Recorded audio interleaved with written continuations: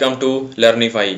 आज हम करेंगे क्लास 11th के फिजिक्स के जो चैप्टर है वर्क एनर्जी थ्योरम के कुछ और क्वेश्चंस करेंगे।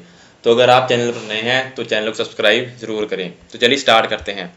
तो हमारे पास जो आज का पहला क्वेश्चन है वो है according to work energy theorem total change in energy is equal to. Work energy theorem के अकॉर्डिंग जो टोटल चेंज आता है एनर्जी का वो किसके इक्वल होता है। सबसे पहले बता दूं आपको जो वर्क एनर्जी थ्योरम होती है वो कहती है कि जो total change in kinetic energy होगा ऑब्जेक्ट का वो किसके इक्वल होगा, वो होगा net work done on it by the external force. मतलब कि जितना भी चेंज आएगा काइनेटिक एनर्जी में वो वर्क डन के इक्वल होगा। तो यहाँ पे इसका जो क्या है वर्क डन क्या है, तो जो वर्क डन क्या होगा टोटल वर्क डन होगा किसके इक्वल होगा, वो होगा काइनेटिक एनर्जी के चेंज के इक्वल। काइनेटिक एनर्जी के टोटल काइनेटिक एनर्जी कितना चेंज आया है work done equal to kinetic energy. तो कितना आएगा हमारे पास ऑप्शन आएगा total A, total work done, that is option A. अभी हमारे पास नेक्स्ट क्वेश्चन क्या है, the work done by a body the work done by a body while covering a vertical height of 5 metre is 50 kilo joules by how much amount has energy of body change. अभी हमारे पास जो work done किया body ने उसने 5 metre की height है vertically, इसको क्या किया है ऐसे कि हमारे पास मान लीजिए 5 मीटर की हाइट है, कितनी है ये 5 मीटर है। तो ये हमारे पास मान लीजिए ये 5 मीटर्स है और बॉडी ने इसको कवर किया है और कितना वर्क डन किया उसने 50 किलो जूल्स किया वर्क डन किया उसने, कितना 50 किलो जूल्स किया है। तो कितने अमाउंट से वो उसकी एनर्जी चेंज होगी। अभी हमने ऊपर पढ़ा कि जो वर्क डन किसके इक्वल होता है वो होता है काइनेटिक एनर्जी के चेंज के इक्वल। तो हमारे पास जो वर्क डन क्या होता है, work done is equals to क्या होता है change in energy, change in energy. तो हमारे पास वर्क डन कितना है हमारे पास that is 50 kilo joules, that is 50 kilo joules है जो किसके इक्वल होगा, वो इक्वल होगा चेंज इन एनर्जी के इक्वल होगा। तो यहाँ से हमारे पास आंसर क्या आएगा that is 50 kilo joule, same आएगा, कोई चेंज नहीं आएगा 50। अभी मूव करते हैं नेक्स्ट क्वेश्चन की तरफ। हमारा थर्ड क्वेश्चन क्या है, the total change energy change of body which covers a vertical height is constituted completely by potential energy change only when. उन्होंने बोला कोई वर्टिकल हाइट है उसको जो जो मतलब उसके अंदर जो एनर्जी चेंज हुआ है वो सिर्फ पोटेंशियल एनर्जी चेंज हुआ है वर्टिकल हाइट का वर्क डन करने पे। तो वो कब होगा कि सिर्फ जो हमारे पास जो एनर्जी चेंज है वो सिर्फ पोटेंशियल एनर्जी का ही होगा, काइनेटिक एनर्जी उसमें जीरो होगा, वो कब होगा। तो चलिए समझते हैं। सबसे पहले जो हमारे पास एनर्जी होती है दैट इज हमारे पास जो टोटल चेंज इन एनर्जी होती है दैट इज ई मान लेते हैं इसको, डेल्टा से इसको रिप्रेजेंट करेंगे डेल्टा ई। वो किसको इक्वल होता है, वो होता है change in kinetic energy plus change in potential energy. Kinetic energy को मैंने के लिख लेता हूँ और पोटेंशियल को पी लिख लिया मैंने। सो हमारे पास टोटल एनर्जी चेंज होता है equal to kinetic energy plus potential energy होता है। मान लीजिए यहाँ पे ऑप्शन फर्स्ट लेते हैं, इट मूव स्लोली। जब कोई बॉडी स्लोली मूव करेगी तो क्या होगा, जो बॉडी मूव करेगी बहुत स्लोली तो टाइम पे जो उसका वेलोसिटी होगा बॉडी का वो बहुत ज़्यादा कम होगा, दैट इज वो नेग्लिजिबल होगा। वेलोसिटी क्या होगा that is equal to negligible आ जाएगा। जब हमारे पास वेलोसिटी नेग्लिजिबल है और हमारे पास काइनेटिक एनर्जी का जो रिलेशन होता है वो होता है हाफ एम, वो कहता है हमारे पास half m that is v square. जब हमारे पास वेलोसिटी ही नेग्लिजिबल है तो हमारे पास काइनेटिक एनर्जी क्या होगी that is negligible that is zero. तो हमारे पास ये टर्म तो यहाँ से कट जाएगी।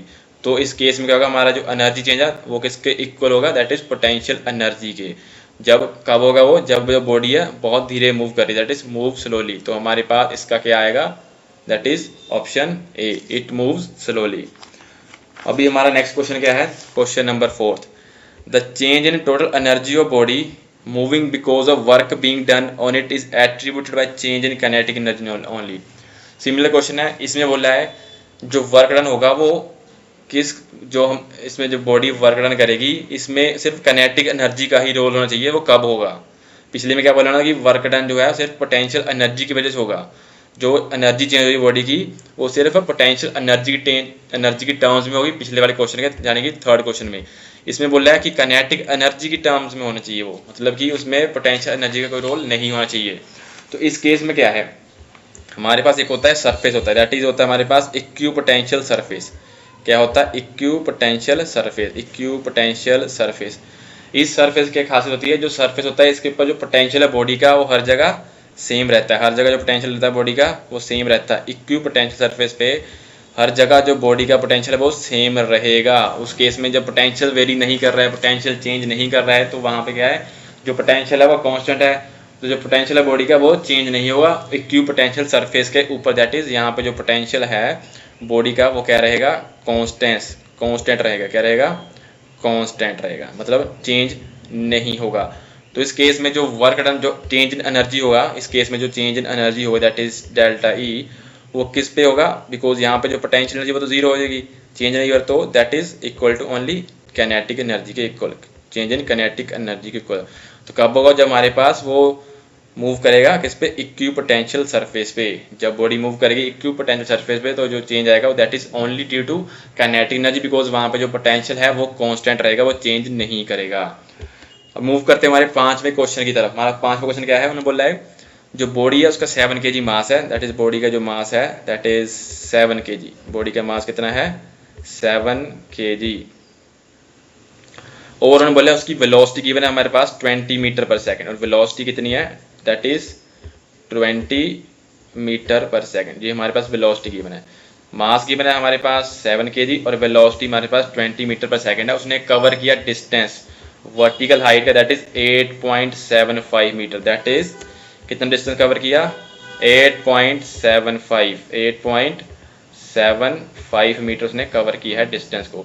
तो उन्होंने बोला है वर्क डन कितना होगा, body what is the work done by moving force. तो जो वर्क डन होगा कितना होगा, जो फोर्स की वजह से होगा। उन्हें वैल्यू दे रखी है जी की, हमने कंसीडर करनी है 10, तो वर्क डन क्या होगा। तो इसमें जो क्या है, जो वर्क डन होता है दैट इज पहले वो होता है change in energy equal. Work done होता है that is change in energy, that is change in energy, जो कि हमने वर्क एनर्जी थ्योरम से पढ़ा था अभी। चेंज इन एनर्जी होता है जो एनर्जी है। अब यहाँ पे काइनेटिक एनर्जी होती है हाफ एम बी स्क्वायर में, एक होती है पोटेंशियल एनर्जी mgh। जो एनर्जी है वो डिपेंड करती है इनिशियल और फाइनल पॉइंट्स के ऊपर। मान लीजिए ये इनिशियल, एक यहाँ पर फिगर ये वाली इसको यूज़ करते हैं, ये इसका मान लीजिए फाइनल पॉइंट है और ये इसका इनिशियल पॉइंट, दैट इज इसको हम आई कंसीडर कर लेते हैं, दैट इज आई, और ये हमारे पास एफ है फाइनल पॉइंट। तो जो चेंज आएगा काइनेटिक एनर्जी या पोटेंशियल एनर्जी का, वो इन दोनों के इनिशियल और फाइनल पॉइंट पे डिपेंड करता है। तो यहाँ पे कोई गिवन नहीं है, हाइट 8.75 मीटर हमें गिवन है, तो चेंज है वो जीरो रहेगा, काइनेटिक एनर्जी का चेंज जीरो रहेगा, पोटेंशियल का भी जीरो रहेगा। इस केस में जो हमारे पास वर्क डन आएगा वो आएगा that is zero, no work is done, so work done equal to zero. इस केस में हमारे पास आंसर आ जाएगा। अभी हमारे पास है क्वेश्चन नंबर 6। इसमें क्या है, हमारे पास बॉडी है उसका 7 kg मास है, वो धीरे मूव कर रही है और कवर कर रही है vertical height, same vertical height given है कितनी, ऐसे वर्टिकल हाइट है वो 14 मीटर है, इसको कवर कर रही है बहुत धीरे से। बॉडी है उसका मास 7 kg हमें गिवन है, ठीक है, 7 kg मास है, 14 मीटर की उसकी हाइट है वर्टिकल में। तो उसका वर्क डन क्या होगा जूल्स के अंदर, और कौन सी फोर्स है जो वर्क कर रही है, यहाँ हमें दो चीज़ें फाइंड करनी है।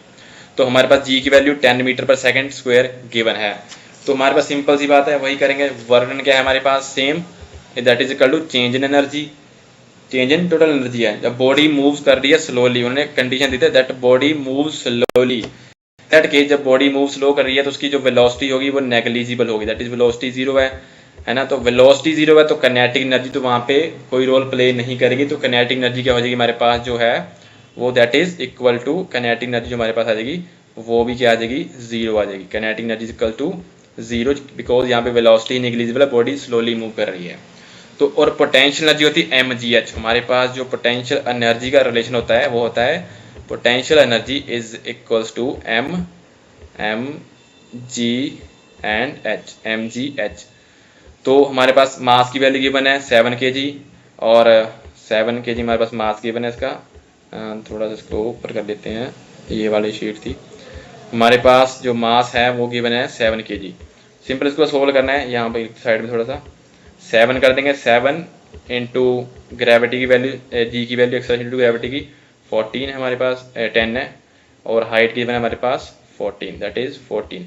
जब हम इसको सोल्व करेंगे तो हमारे पास आएगा दैट इज 980, और जो फोर्स पे लग रही है ग्रेविटी की, सिंपल सी बात है ग्रेविटी फोर्स लगेगी, तो 980 इसकी जो वर्क डन की वैल्यू आएगी, और ग्रेविटी इस पे फोर्स जो वर्क डन करवा रही है। अब ये मूव करते हैं क्वेश्चन नंबर 7 के ऊपर। क्या है, what is the SI unit of force, variable force. Force का एसआई यूनिट क्या होता है, सिंपल सी बात है, फोर्स क्या होता है हमारे पास, force is equals to mass into acceleration, force is equals to mass into acceleration होता है। तो इसका जो मास का क्या होता है हमारे पास यूनिट, दैट इज केजी, और एक्सेलरेशन का होता है हमारे पास मीटर पर सेकेंड स्क्वायर, मीटर पर सेकेंड स्क्वायर। और हम इसको लिखते हैं किसके टर्म्स में, न्यूटन के टर्म्स में, दैट इज न्यूटन। तो सिंपल सी बात है, ऐसा यूनिट क्या होगा फोर्स का, that is Newton's. Question number 8 क्या है, वर्क डन क्या है, उन्होंने बोला स्केलर क्वांटिटी है जो कि कभी उसकी वैल्यू नेगेटिव होती है और कभी पॉजिटिव साइन दिखाती है, ठीक है। तो इसका मतलब क्या है, what does the sign suggest of the work done, whether negative और वेदर पॉजिटिव साइन है। जो वर्क डन है वो होता है force into displacement. What is work done, work done is equals to dot product of force into displacement, that is force into F dot D, ये होता है वर्क डन। जब जो बॉडी है, मान लीजिए अगर हमारे पास दो क्वांटिटीज है, नहीं अगर यहाँ पे हमारे पास फोर्स है इधर को लग रही है और डायरेक्शन भी इसी साइड की है, दोनों सेम डायरेक्शन में है, तो वर्क डन की वैल्यू आएगी पॉजिटिव आएगी, वर्क डन की वैल्यू क्या आएगी, पॉजिटिव आएगी जब सेम डायरेक्शन है, जब सेम डायरेक्शन है, ठीक है। और अगर ऑपोजिट डायरेक्शन में दोनों, वर्क डन इस तरफ, फोर्स इस तरफ है और डिस्प्लेसमेंट इस तरफ है, तो उस केस में जो वेलोसिटी की वैल्यू आएगी, दैट इज वर्क डन की वैल्यू आएगी वो नेगेटिव आएगी, क्या आएगी हमारे पास, नेगेटिव आएगी। ये वी नहीं है, इसको नेगेटिव है और ये पॉजिटिव है, दैट इज वी, हाँ। तो जब वो क्या है ऑपोजिट डायरेक्शन में मूव कर रहे हैं, तो यहाँ पे उन्होंने बोले साइन बता के रहे हैं पॉजिटिव और नेगेटिव। तो साइन हमें क्या बता रहे हैं, sign of work done suggest the direction of force, direction की फोर्स की डायरेक्शन किस तरफ है और डिस्प्लेसमेंट किस तरफ है। अगर पॉजिटिव डायरेक्शन है, अगर पॉजिटिव वर्क डन है तो फोर्स और डिस्प्लेसमेंट एक ही डायरेक्शन में होगा। अगर नेगेटिव वर्क डन हो रहा है तो फोर्स और डिस्प्लेसमेंट दोनों ही ऑपोजिट डायरेक्शन में है। तो हमें सिर्फ साइन क्या सजेस्ट कर रहे हैं, साइन सजेस्ट कर रहे हैं हमें, that is relative directions of force and displacement, दोनों की डायरेक्शन बताया, दैट इज इसका होगा option number B is the correct answer.